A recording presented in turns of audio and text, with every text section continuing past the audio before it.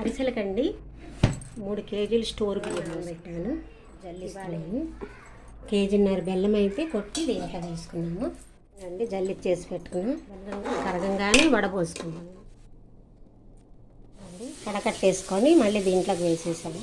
ఇప్పుడు గట్టి ఉండ రావాలండి అరిసెలకు కదా అండి. యాలకుల పొడవు కొంచెం పంచదార వేసి 7-8 యాలకులు వేసి మిక్సీ పట్టేసాము అండి. అరిసెల పాకం అయితే వచ్చేస్తుంది. అరిసెల పొడవు వేసేస్తుంది. నూనె రాసుకొని ఇలా ఒత్తుకోవాలండి. ఒత్తుకొని బాండీలో వేసుకోవాలి. ఇట్లా మీడియం ఫ్లేమ్లో ఇట్లా పొంగాలండి. తర్వాత ఇట్లాగా దీంట్లో వేసుకొని గట్టిగా ఒత్తుకొని వేసుకోవాలి. ఇదిగా బాగుంటాయి, బ్రహ్మాండంగా తింటాయి. నేనైతే అరిసెలకండి 3 కేజీలు స్టోర్ బియ్యం పోసుకున్నాము. స్టోర్ బియ్యం చాలా బాగుంటాయి అరిసెలకి. అరిసెలు చేద్దామని 3 కేజీలు పోసుకున్నాను.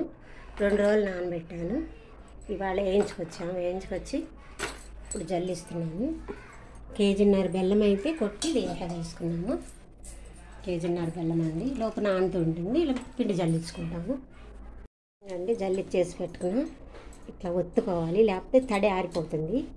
తడి ఆరిపోతే అరిసె విరవిరలాడిపోతుంది. ఇక్కడ బెల్లం కరుగుతుంది. బెల్లం కరగంగానే వడపోసుకుంటాం. ఎందుకంటే నలకలు ఉంటాయి కదా, ఇంకా వడపోసుకుందాం.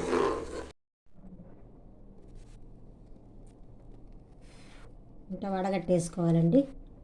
వడగట్టేసుకుంటే నలకలన్నీ పోతాయి. నలకలన్నీ పోతే శుభ్రంగా నీట్గా ఉంటుంది. ఇన్ఫెక్షన్స్ రాకుండా ఉంటాయి అండి. కడకట్టేసుకొని మళ్ళీ దీంట్లోకి వేసేసాము. స్టవ్ వెలిగించేసుకోవటమే. ఇప్పుడు గట్టి ఉండ రావాలండి అరిసెలకు కదా, గట్టి ఉండ రావాలి.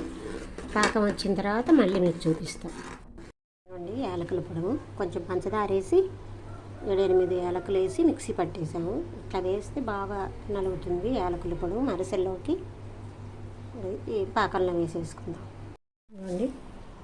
అరిసెల పాకం అయితే వచ్చేస్తుంది. ఇది గట్టిగా ఉండదు. యాలకుల పొడవు వేసేస్తుంది.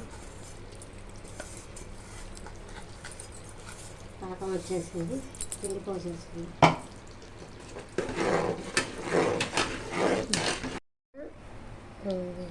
నూనె రాసుకొని ఇలా ఒత్తుకోవాలండి. ఒత్తుకొని బాండీలో వేసుకోవాలి. ఇట్లా మీడియం ఫ్లేమ్లో ఇట్లా పొంగాలండి. ఇట్లా పొంగాలి.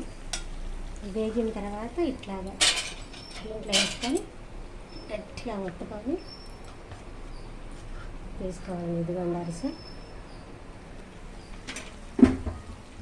అరిసెలు ఇవ్వండి. అరిసెలు రెడీ. అరిసెలు అయితే రెడీ. బాగుంటాయి, బ్రహ్మాండంగా తింటాయి. చూసారా అరిసెలు? అంత మెత్తగా బాగున్నాయి చక్కగా అరిసెలు అయితే.